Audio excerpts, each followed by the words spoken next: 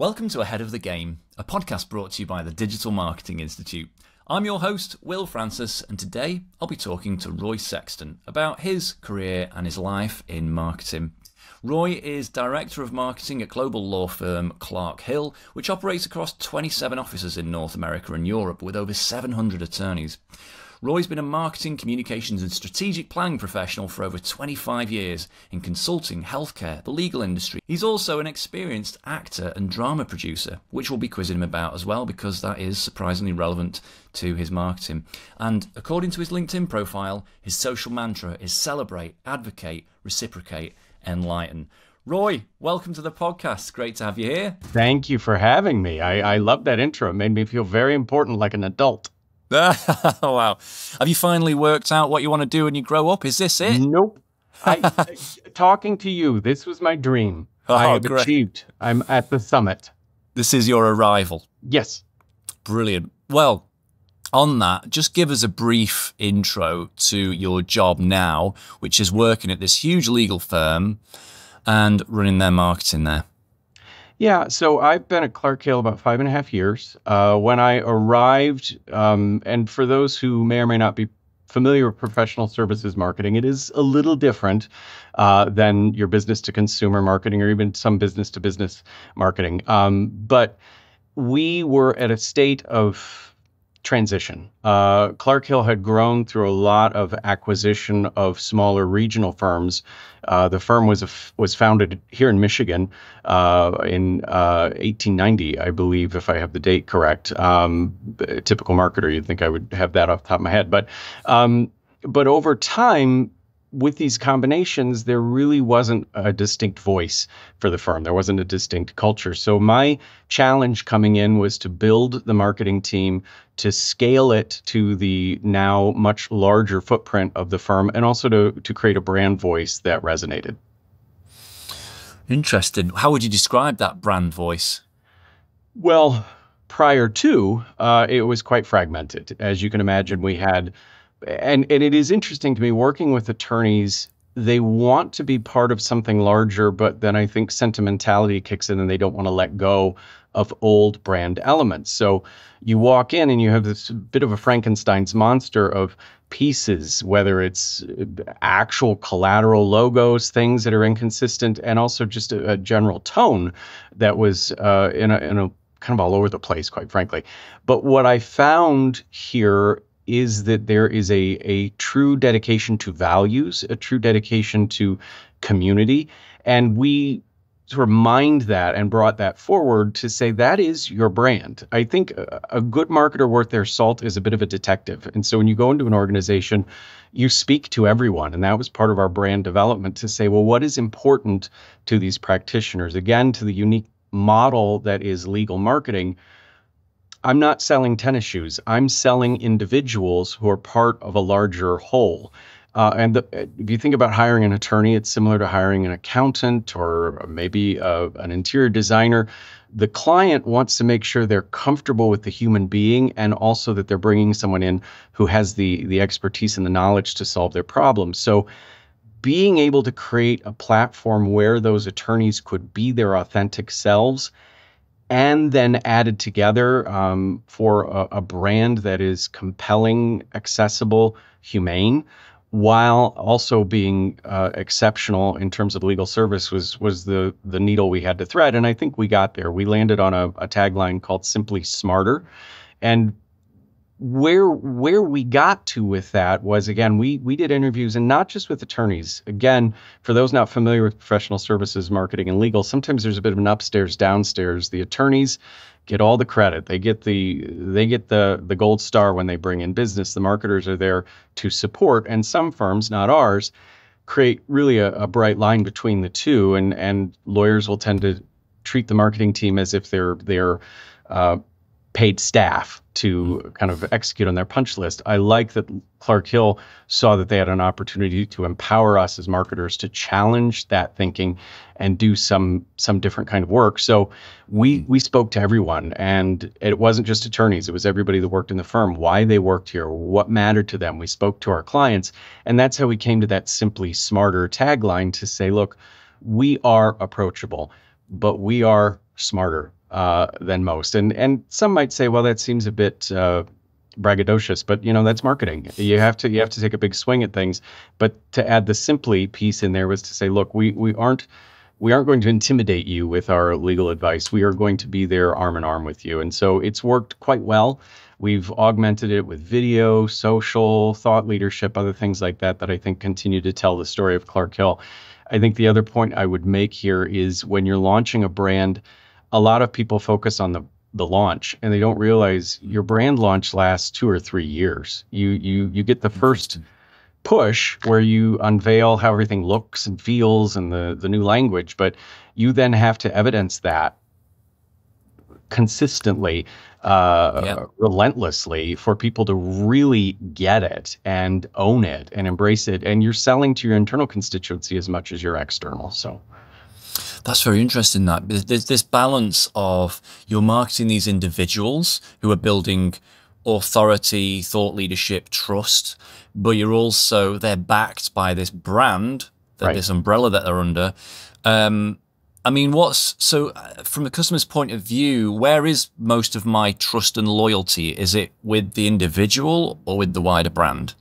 It starts with the individual. It always will. If you think about someone who has a legal issue, whether it's a pressing one or one that's of a developmental nature, they still have some anxiety. They have some skin in the game. And so you have to match the client with the consultant or the legal practitioner who will hear them, who has the technical knowledge and the background that's applicable to their issue, but also can sit down with them and have a conversation and provide some comfort, quite frankly. But once you've created that, there's a lot of talk about cross-selling, and it's one of those terms that makes my teeth itch because it just feels so reductive. Well, we need cross-selling. Well, what does that actually look like? Well, what that looks like is I'm working with you. You are helping me solve a problem. Oh, wait, I have a different problem. Do you have a colleague who can help me out? And arming the attorneys with the proper information to then tell the story of their colleague. So now you've got 2 different attorneys working on different matters with that client.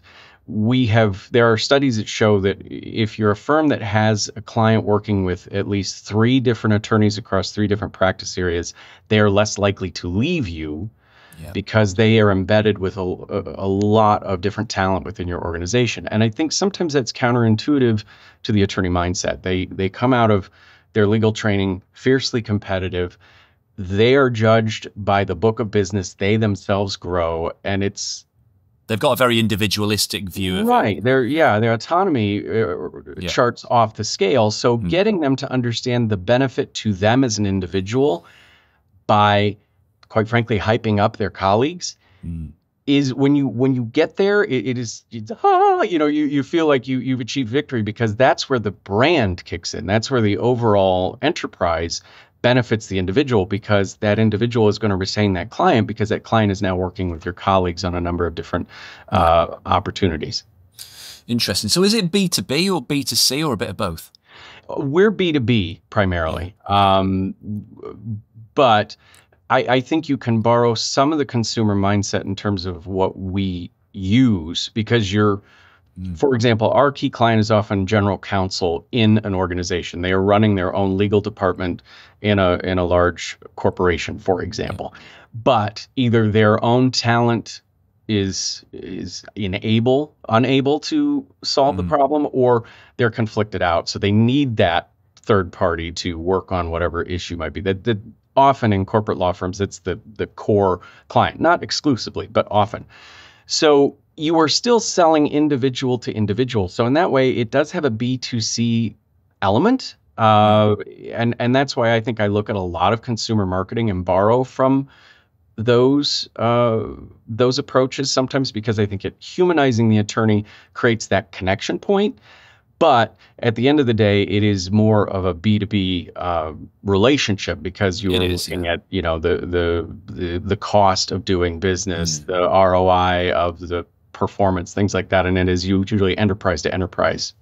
It's interesting, that, isn't it? Because I do think there's been more cross-pollination between B2B and B2C marketing. Yeah, there's certainly B2B has realised that, I think I saw some talk where some bloke went, it's actually B2H, business to human. And, I like that. and it's true. Yeah. It's cheesy, but it's true. You are always selling to humans. I think the problem with B2B, or when people put it in that, it's again reductive. It's like B2B. So we don't have to, we can be a bit bloodless, I guess, for lack of a better term. It is an excuse for being boring a lot of the time, And I don't think it should be, in fact. And I think, one day when we look back at this era we're all living through, the pandemic, I think, changed the way we interact with each other. It created distance, but it also created an urge to connect more fulsomely with people. I mean, I don't know that pre-pandemic you and I would be doing this, right? No. But it sort of ripped the Band-Aid off for all of us to get more comfortable having, I'm tired of the word authentic because it's overused, but having genuine conversations with people. And so when people get enamored of a shiny object where marketing is concerned, I still go back to, it is about creating the opportunity for a conversation between two people, one of whom is selling and one of whom is buying, and the off chance that will become revenue for your organization.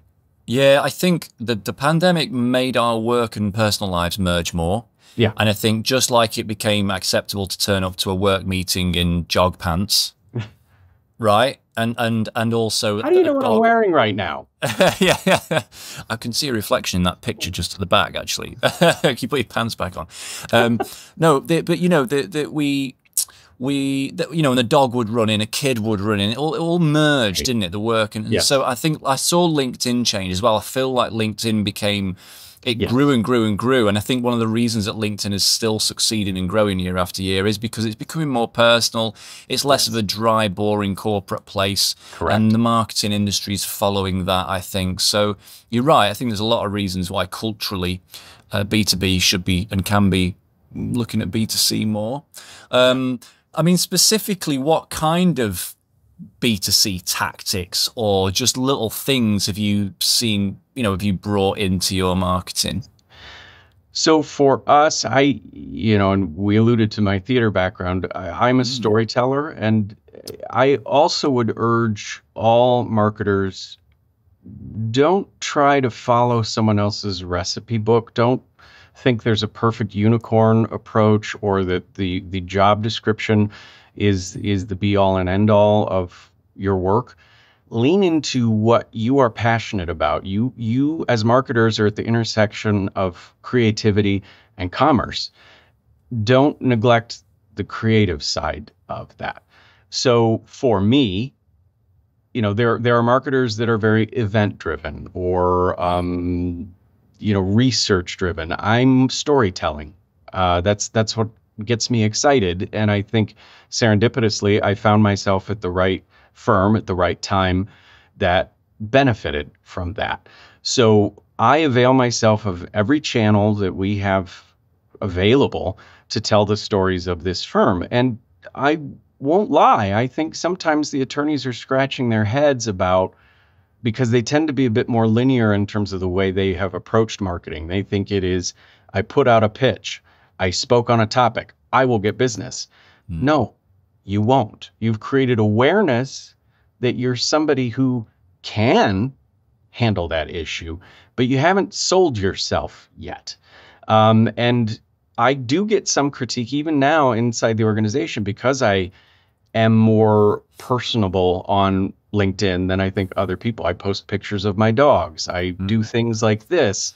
And I think for some, they're like, there's so much Roy out there. What are you doing? Well, I'm working with what I've got. I'm telling the story of the firm with you. I don't know who all might be listening, who might have a legal need, who might say, well, I have greater awareness of Clark Hill. Let me check out that article. Let me attend that webinar. Let me dive a little deeper into an issue. And also then trying to push the attorneys. We're not a news service in terms of just telling people, here's a legislative change and what came of it. Tell them why it matters. Take the moment to say, here's how this pertains to you. So I think what I've tried to do in 5 years is again, humanize our attorneys, tell the stories. We have a lot of hard-hitting content. We put out legal alerts. We do an excellent job with media relations. We had like 1,300 media hits to the tune of like 2 billion reach, to be one of those kind of ephemeral metrics that we marketers like. Our social media reaches 12 million. Our engagement had a 69% increase. So we get the content out there that is core to who we are as a firm, but we add in elements of video. Let's tell what our industry teams are doing in the voices of the people who are doing the work, and not just the technical know-how, but why they got into the law, why they do what they do. A colleague of mine, Tommy Franz, is a journalist by training, and a year or so ago, he said, how about if I start doing Q&As of people at the firm? This is not a groundbreaking technique, but no one else is doing that for us. Other firms may be doing that, but so, and when he does those, he talks about their technical know-how, what motivates them, what animates them, but also how did they get into the law? Why do they do what they do? Because again, getting to know the whole person is important. One of our media hits of maybe a year or so ago, there's an attorney named Jacques Moyer, who is from Pittsburgh, if I recall correctly, and he has reinvested in the neighborhood where he grew up and built a home. Wow. And one might argue, why are you doing a media story on one of your attorneys building a home? Because it shows how committed he is to his own community, and the people in Pittsburgh, in that neighborhood particularly, are like, I like that guy. I like that he cares. What kind of lawyer is he? What does he do? So, I've probably muddled my answer a bit if people are trying to jot down some takeaways, but I would say, think of yourself as an editor of your hometown newspaper and go around your organization and find what are the stories beyond that campaign, that rollout, that new product. That's got to be in your mix. But how are you going to sweeten the deal with stories about your organization? Because I think people crave that. And, the human condition is you want to feel like you're part of some kind of community. And if you feel like there are good people doing good work, you will hire them because you want to be closer to them.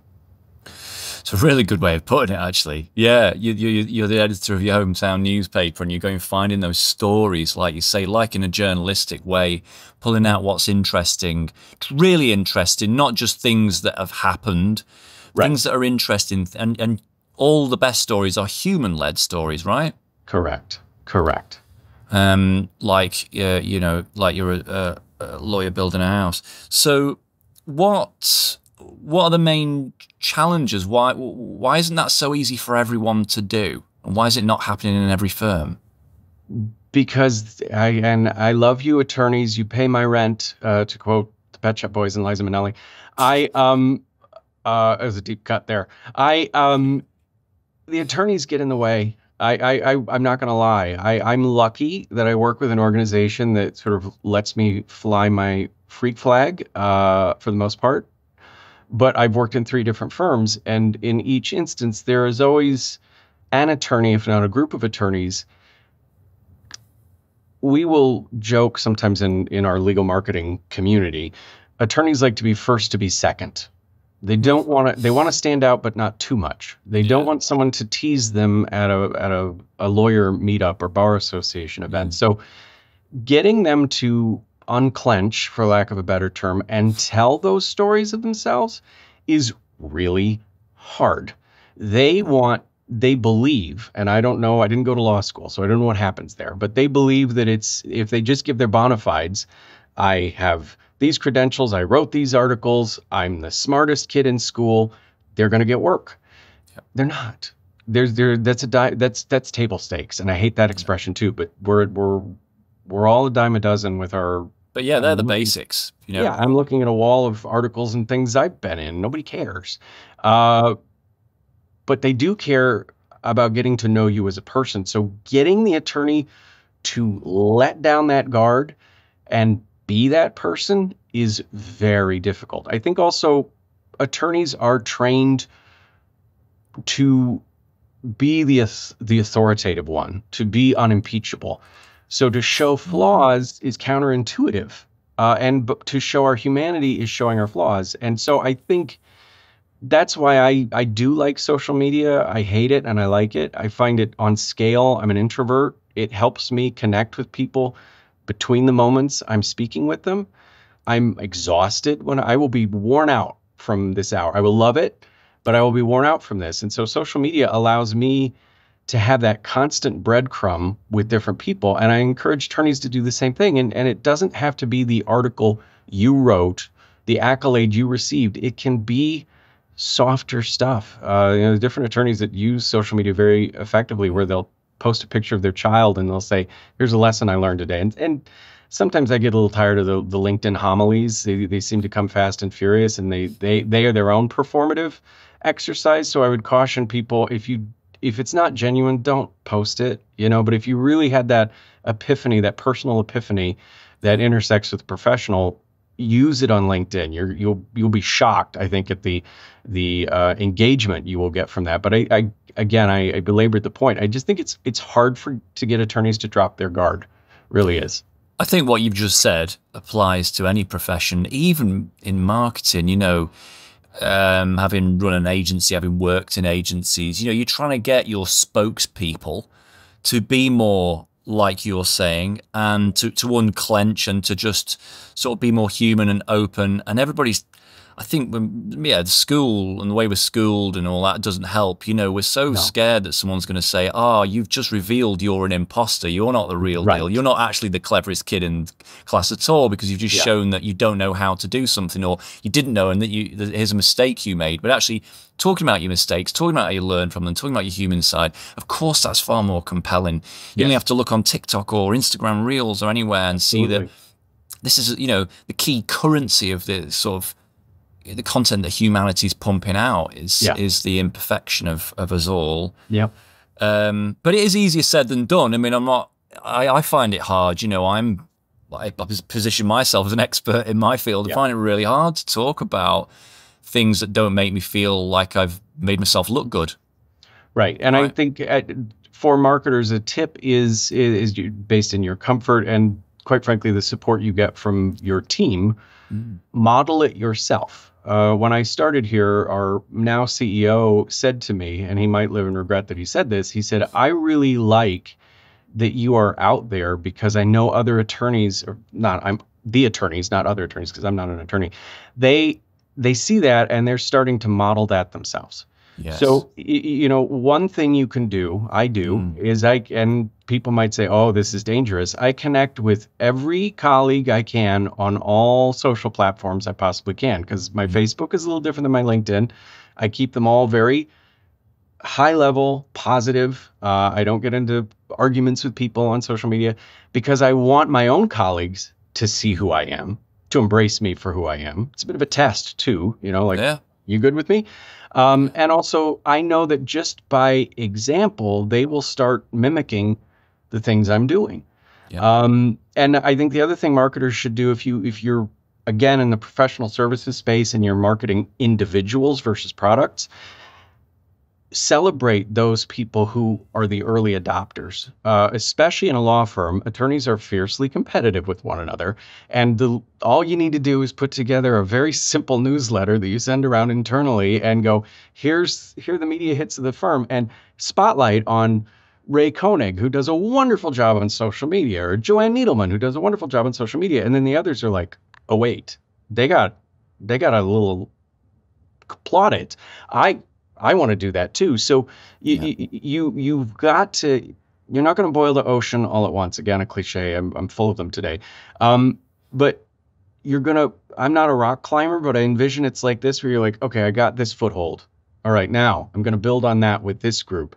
I'm going to celebrate that. I'm going to expand. I'm going to bring the spotlight back on. And I think marketers sometimes do a disservice because they don't market their own work in their organization. They assume people are paying attention to it. And I get critique that I'm too self-promotional, and I get that. But what I want to confess is, it's not for my ego. I don't care. I want to be left alone. I'm an only child who really just wants to be in my pajamas watching television with my dogs. But if I bring attention to the work we're doing, people who are too busy to pay attention when it's on social media or on the side of a bus or wherever, it's forced into their inbox, and they say, oh, our marketing folks are doing a good job. Yeah, because I made sure you saw it on a weekly basis.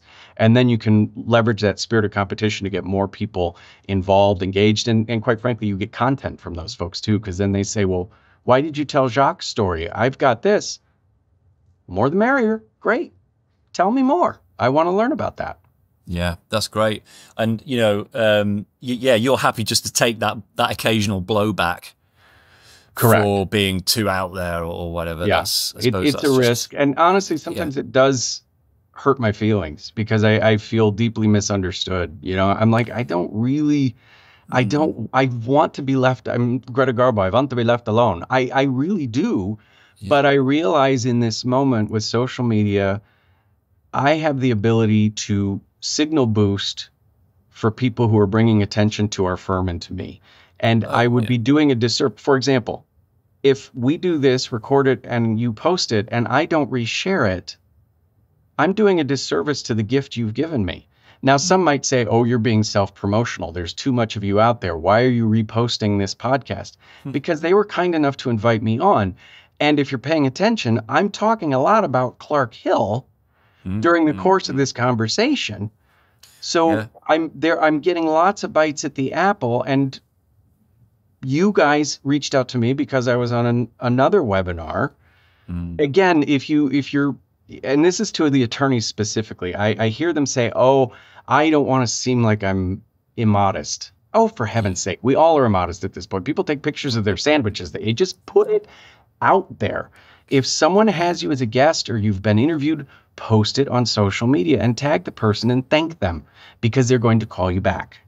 I think also what's interesting you're making me think about there is if I was coaching people today about being more vocal and active in social media, one thing I'd say is if you never get a negative comment in your life, you're probably not doing it enough, right? You're probably not out there enough, because I can tell you personally, you know, I'm not social media famous or anything, but you know, over the years putting out content, yeah, I've had comments about what I'm worn, my hair, you know, who I might look like, what other famous people I might look like and stuff like that.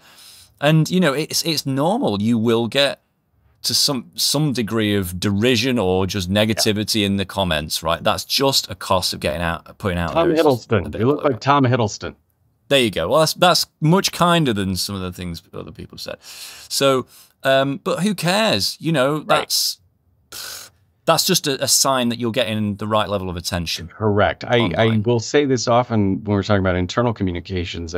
My first firm, I would sort of reshare and share and repost things about the firm, and the office manager said, people are getting tired of hearing all this. They've seen it once. I go, if they're tired of it, that means I've finally reached through. Yeah, true. It's very true that.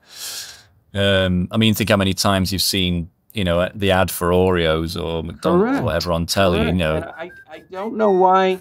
This is my advice to marketers as well. Reverse engineer how marketing has worked on you. Yeah. Did you go see a movie? Why? What worked?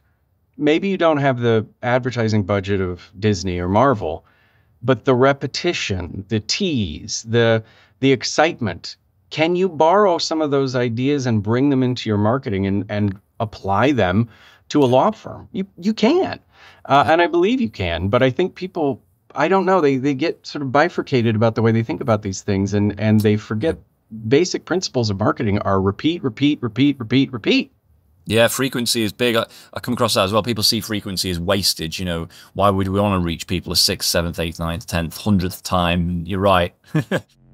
It's interesting that people have different strengths and skill sets in marketing. What's your thoughts on that? So how can you best match the skills you've got to different roles? You know, you've worked in a variety of roles yourself. Yeah. So let's start by asking you sort of what key skills do you think are universal across all roles? I'm a little left of center, so forgive if some of this seems too esoteric, but there are the technical skills that we all need to have. We need to know how to write. We need to know the basics of design. We need to know how the various digital channels work. We need to know what measures. Great. That's not what I'm going to talk about. The skills that I think make a successful marketer are hustle, you know, a willingness to do a little more than is expected of you, intellectual curiosity. Don't just do what has been asked of you, but lean in a little bit and go, I wonder how this works. Play I play on social media sometimes to figure out, oh, this algorithm seems to have changed a little bit, or when I post this way, I get more traction. So I can bring that to my firm. So I can be my own learning lab. Read, read, read. And when I say read, don't just read Who Moved My Cheese and whatever the latest Radical Candor, whatever the latest books are that everyone else is reading. Read other stuff. I'm reading this wonderful biography of Madonna by Mary Gabriel right now. And I happen to love Madonna, but the book is fascinating because of its intersection of commerce and artistry, and how every chapter is her figuring out the zeitgeist and the moment she's in to get to that next level. Am I going to show up wearing a cone bra? No.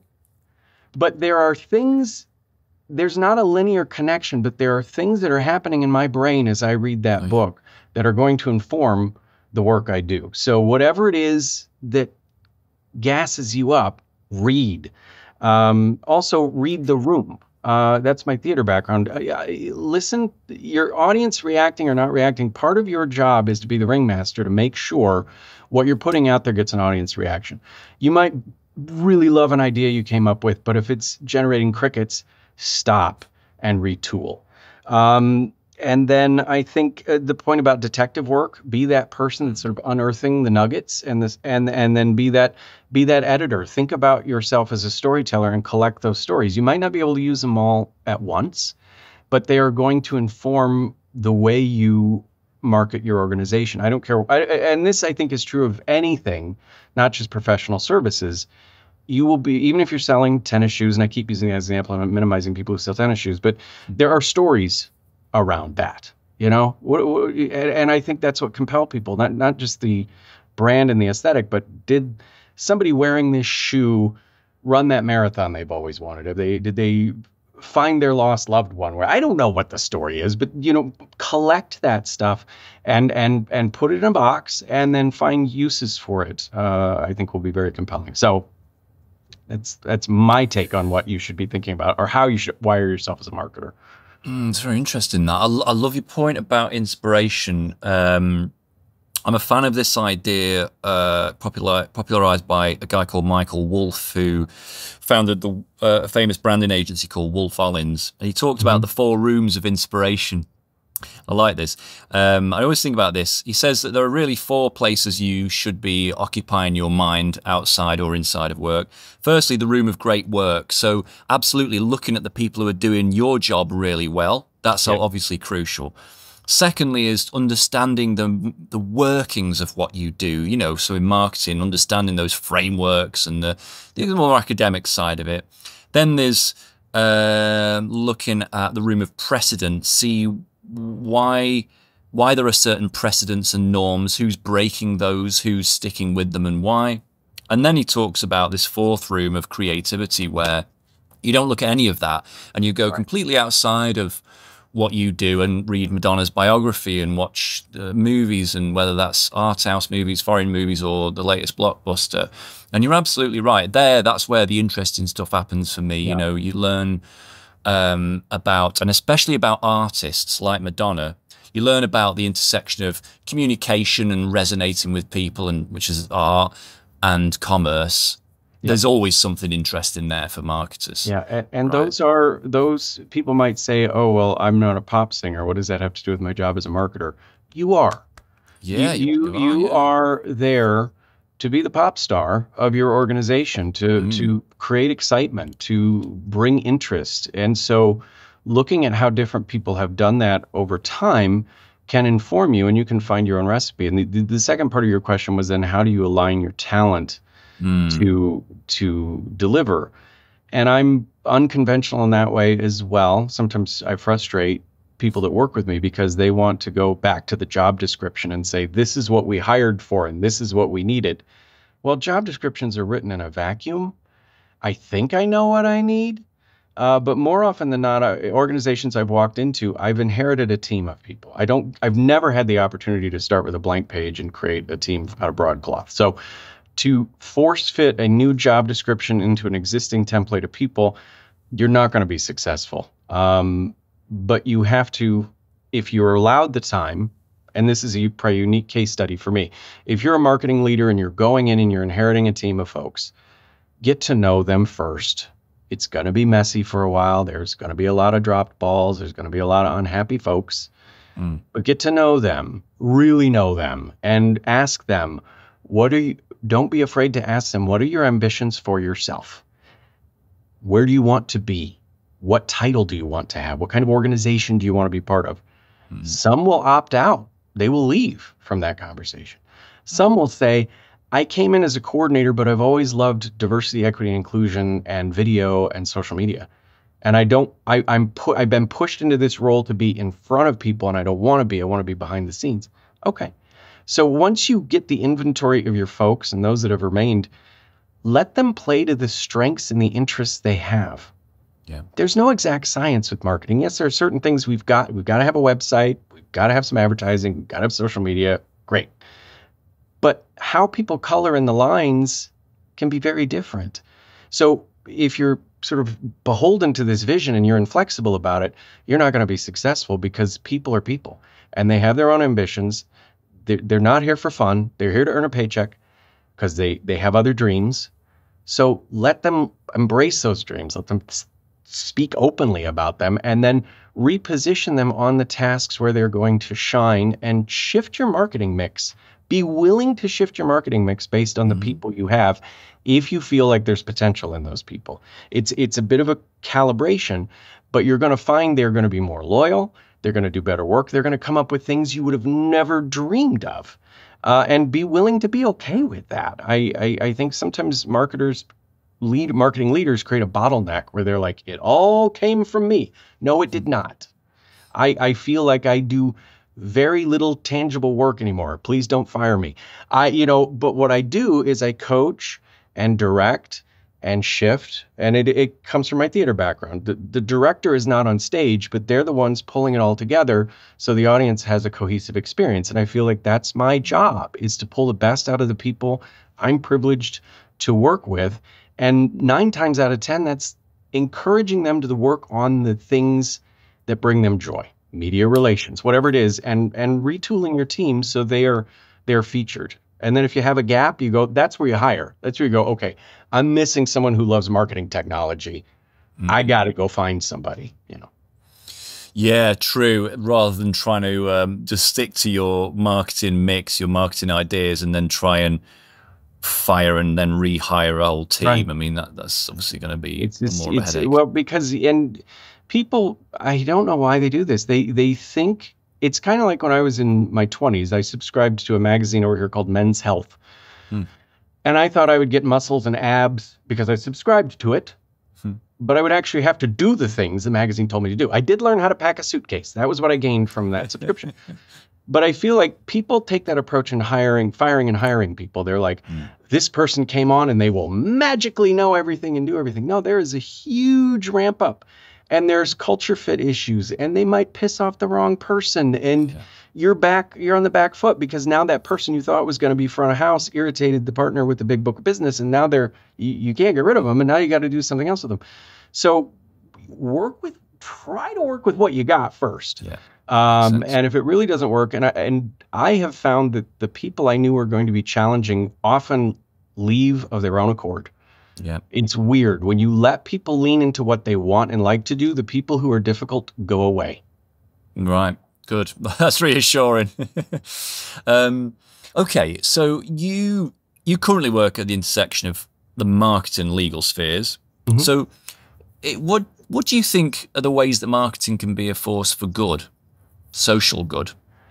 I think at minimum, being a source of information for people, honest, truthful information. Again, think of yourself like a journalist, a journalist with a bit of a predisposition for your one organization, but you can simply be a force of good by getting good, honest information out there for people who may or may not need it. So what we do in terms of thought leadership and kind of value add webinars, things like that, that is a force of good just in terms of helping people in their day-to-day work lives. I do think marketing can, if properly done, also help move the needle to create social progress. I think that comes with risk because I often think people do it for the wrong reasons. They jump in. We talk about greenwashing, rainbow washing, different things. They jump in because other people are doing it and they don't want to be left out, and they think signal boosting to an audience will make that audience like them. But it's like anything, you do more damage to yourself if you aren't genuinely invested in those issues. And the minute there's a write-in campaign, we saw that with Target here in the United States. The minute people were giving them grief about the merchandise they were selling, they were hiding it in the back corner. Well, now you've irritated everybody. You irritated the people who didn't like seeing rainbow merchandise by having it. And now the people you were trying to reach realize how, unfortunately, cowardly that seemed to be. And I'm not being critical of Target. I get from a PR perspective why they were trying to contain the situation, but don't go into that world if you aren't willing to stand up and say this is important to us. So if you don't have an organization that's willing to do that kind of social justice stuff, don't beat yourself up. You still can be helpful just by making sure the information you put out as a marketer is accurate, honest, and tells people truly who you are and what your value proposition is. They're going to learn from the information you provide. They might hire you, but at the end of the day, you're putting good in the world because you're putting truth in the world. Okay, so are you saying that I shouldn't feel like I have to very openly celebrate things like Pride Month and Black History Month if the organization doesn't really authentically I don't think, care about that? Or? I think that's a double-edged sword, right? I think we as marketers have an opportunity to influence inside the organization to say, this is expected of us. I think that's where market research does provide benefit. So if you've spoken to your clients, if you've spoken to your customers, and they've said, look, this is important to us, and they believe or ascribe brand values they expect of you, then I think you have to have a conversation with your C-suite if they aren't comfortable putting that out there and say, well, our customers and clients expect this of us. So that's part of the challenging role of being a marketer, and the exciting one is you can change your own culture by leveraging what you're hearing from your clients and customers. Now, if your clients and customers are not saying that's crucial to them, and your executive team are wary of it, then no, I don't know that you should jump full bore into that. There are other people who are doing that work, and that's where I think it's hard, because marketers tend, on the balance, to be caring, community-driven, inclusive people, ones I know, including myself. It's hard for us to accept that.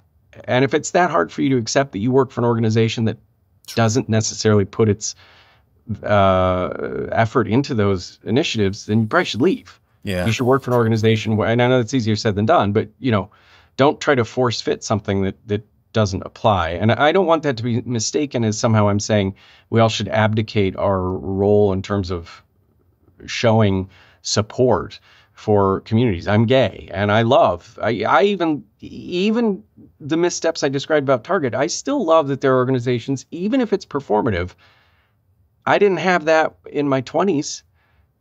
Even if they're just trying to make a dime, there were not Oreos with rainbow flags on them when I was coming out. So sometimes the commercial enterprise, it creates a social acceptance because people just sort of say, well, rainbows are everywhere this June. I would have loved that, even if it was not sincerely met. Yeah. But at the end of the day, I do think you run the risk of doing some damage to your brand. I think we've seen that happen because people have gotten more nuanced about their expectation here. If you're not walking the talk, you might want to be careful about how you put yourself out there. That's really interesting, that. Just to go back to what you were saying a few minutes ago, what do you mean exactly by signal boosting? So, or virtue signaling, I think, is another term. I probably I tended, Yogi Berra was a baseball player here that Miss Malaprop is another one. I always going to turn things around. But, that kind of, I want to seem like I'm a good person, so I'm resharing the meme, or I bought the shirt, or I have the bumper sticker. but I'm not really willing to put in the hard work. You know, if someone is being bullied in my presence, I'm going to walk the other way because I'm afraid of conflict. I think that's, if we're going to put the bumper sticker on our car, we have to be willing to step up to the difficult conversation. Yeah, absolutely. That's really interesting to hear your perspective on that. Actually, it's kind of reassuring, I think, and it's interesting. How you're right that whatever the motive behind it, sometimes it's just about the culture change. And if the output is the culture change, this slow incremental culture change, which as we've seen takes a lot longer than we thought, right? I mean, I grew up in the 80s and there was a lot about particularly sexuality, but also racism and other things in the 80s. And we all thought this will be solved. You know, this will all be solved by like the mid-90s, right? It turns out it wasn't the case. It's so much more incremental and slow and glacial paced change, isn't it? So anything that drives that forward is good, and you should feel like that's a win. So I suppose in some way, we're not saying that like woke washing doesn't exist. Sure. But it's too easy a way to criticize companies, and maybe some of it's actually okay. Yeah, because they're companies. I mean, they are going to advertise. They are going to pursue market segments. You know, I at least here in the States, but I think globally, we all still have this, and legal is particularly challenged because marketing wasn't even allowed ethically until, you know, like 35, 40 years ago. And even then, it took a long time for attorneys to accept that marketing wasn't a dirty word. But we are conditioned because, and I don't know if you had this experience, but in high school or grade school or your you know, whatever your before college kind of experience, you're given a box of candy and you're supposed to go door to door and sell it to make money for the field trip or whatever. So I think we condition people to think marketing is inherently bad, but we all soak it up like sponges. Yeah. It's necessary. It's not bad. It's not good. It is what it is. So part of the design of marketing is reaching audiences. And sometimes you succeed and sometimes you fail. And sometimes it's done with sincerity. Sometimes it's done to make a quick buck. That's capitalism. I mean, I think, it's just like saying, you know, it's like you can laugh at the ad, even if it's just an ad, you know, right? Right. And I guess I'm not a fan of, maybe it's showing my age, I'm not a fan of purity tests because I think life is far too nuanced for that. But I also feel like when an organization missteps, like to go back to the sort of social movement marketing, if you do misstep, that's when you need to pick a side. That's when you need to apologize and own the situation.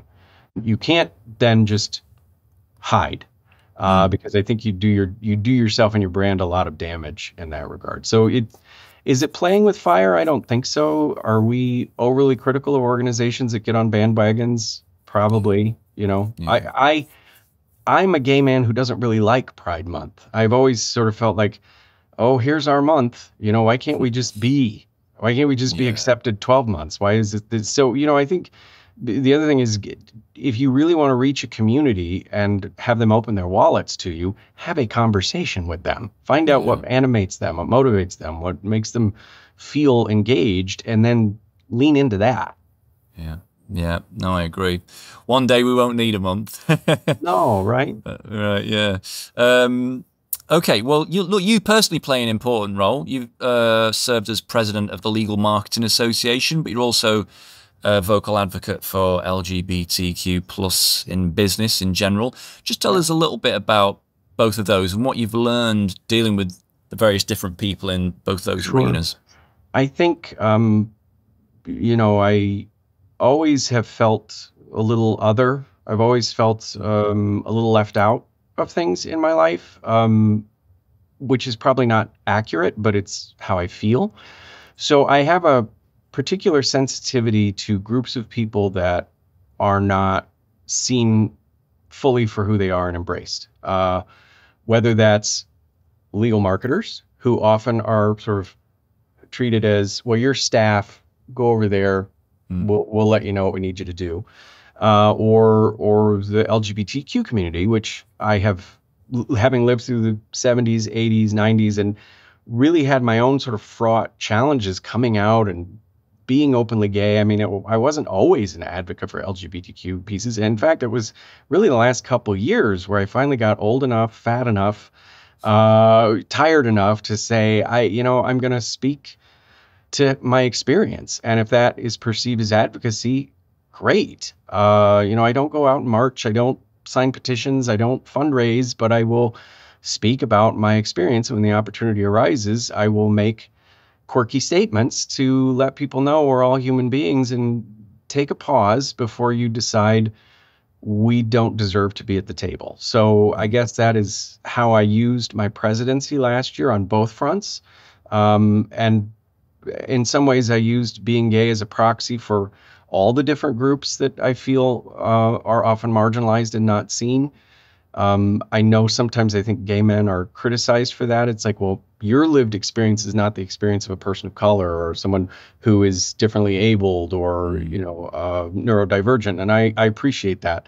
But by the same token, I at least could, all last year when I was president, create as many opportunities as I could to highlight, feature, and celebrate folks that no one had really been shining a light on. And so that's how I conducted the presidency last year. And I sent you the clip, and I won't belabor the point, but we had our conference in Florida, and I thought I would get in trouble, but I, at 8:30 in the morning, brought a drag queen up on stage and sang Born This Way, dressed in rainbow sequins. A bit on the nose.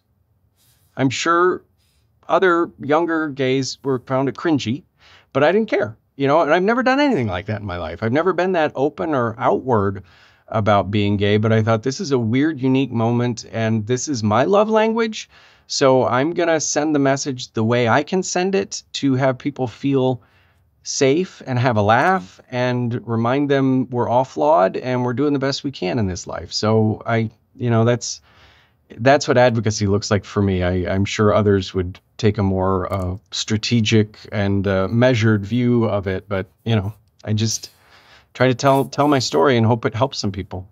Yeah, I mean, I think the meaning of the word advocacy is literally just speaking up for, right? Yeah. It's and you're just speaking up for, like say, people who are marginalized and less seen, and I think that's And the other note I'd make, I'm an overthinker. I have this on my desk all the time.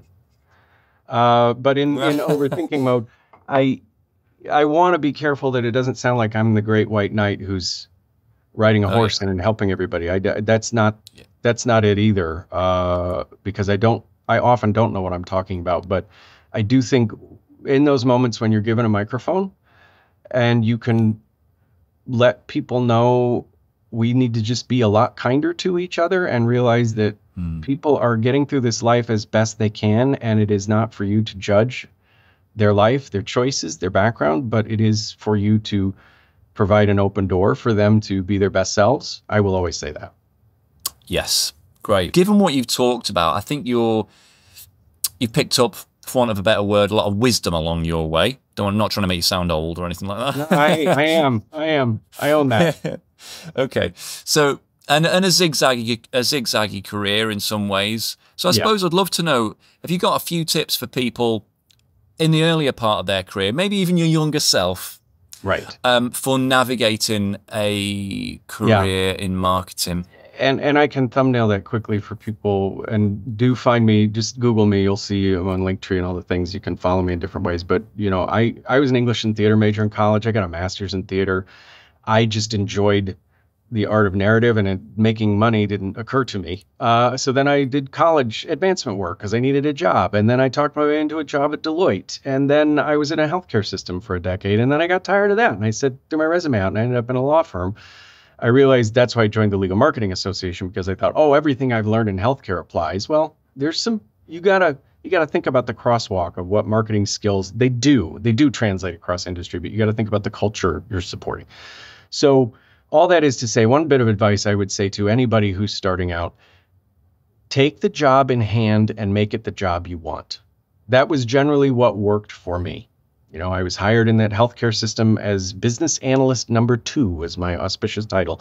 And because I was me, I sat at the table and I was the one who said, I hear you saying this and I hear you saying this. Have you spoken to each other? And that was my gift to the healthcare system. They weren't speaking to each other about things. And then the next thing I know, they needed someone to put PowerPoint slides together for board retreats. And I said, sure, I'll do that. And I realize that comes with some risk because you don't want to be the secretary for the rest of your life. Not that there's anything wrong with being a secretary. But that gave me access to the executive team. I started attending the board retreats. I couldn't help myself. As I'm putting these materials together, I said, have you thought about this? What about this opportunity? And the next thing I know, they have me running marketing and planning for $1 billion healthcare system. That makes it all seem very simple. Find me on LinkedIn. I'm happy to talk to you about your unique situation. But I would say to anybody starting out, whatever job you have in hand, lean into the things, again, that you're passionate about. Bring them to the table. Do the job that you've been asked to do, but then find those moments to do the other things and add that extra value. And I think 9 out of 10 times you're going to find other opportunities. I think the other tips I would say, always be a storyteller. Refill your well, and not just from things within your own company or your own industry, whatever it is that keeps you excited about marketing, do that. If you're a parasailer, I don't know what it is, go do that, because those are when the great ideas come. Aggressively grow your digital footprint and your audience. That is going to be helpful to you both for your company and yourself. It has been an asset that has carried me through every firm I've worked at. I'm not humble bragging. I have 31,000 LinkedIn followers. I have pretty decent following in other social platforms. So when I'm there sharing the content of the firm on my own personal channels, they are getting an extra value add from me. And I'm connecting them to people they wouldn't have known otherwise. Be kind, connect, and reciprocate with people. Reciprocating, I think, is so crucial. We are a gotta get mine kind of society, but it means so much just saying to somebody, I liked your post. I'm resharing something you shared. I share far too much on LinkedIn. I'm not saying that's a best practice, but if people have shared my stuff, I share theirs. I just do, because it goes a long way in this world. And then finally, I'd say don't be shy. I do community theater, and it always strikes me that people audition for this stuff, and then they don't tell anybody they're in the show. And then they're like, say, is your family coming? Oh, I didn't tell them. Why not? You took the time to audition, to show up. You had enough ego to want to do this, but now you're not going to tell anybody. Suddenly you get shy. You're marketers. You cannot afford to be shy. You have to get out there, find your own way to do it, but promote yourself, promote your organizations, and be bold about it. So, yeah, I love that. That's absolutely fantastic. Priceless advice. Thanks so much. Really appreciate your time. Of course, there's one last question for you. Where can our listeners find you and connect with you online? Well, I did set up a Linktree. It's Linktree/Roy Sexton, which has all of my socials and blog. I have a expert webcast is doing a series with me where we're talking about authenticity. I've spoken with a local radio DJ and a consultant coach, Laura Gassner-Otting, so far. So, but also LinkedIn. Just find me on LinkedIn, and you'll see the craziness that is me. And feel free to follow me there. Reach out. I welcome messages. I really appreciate it. I know you do these things and they kind of go into the ether, and you're like, did I just shoot myself in the foot? So if you enjoyed whatever I had to say, I certainly would love to hear from you, or if I can be helpful, don't hesitate. Oh, yeah. No, we'll all be doing that. Well, thanks a lot, Roy. Once again, appreciate your time, and hope to speak to you again soon. Thank you for having me.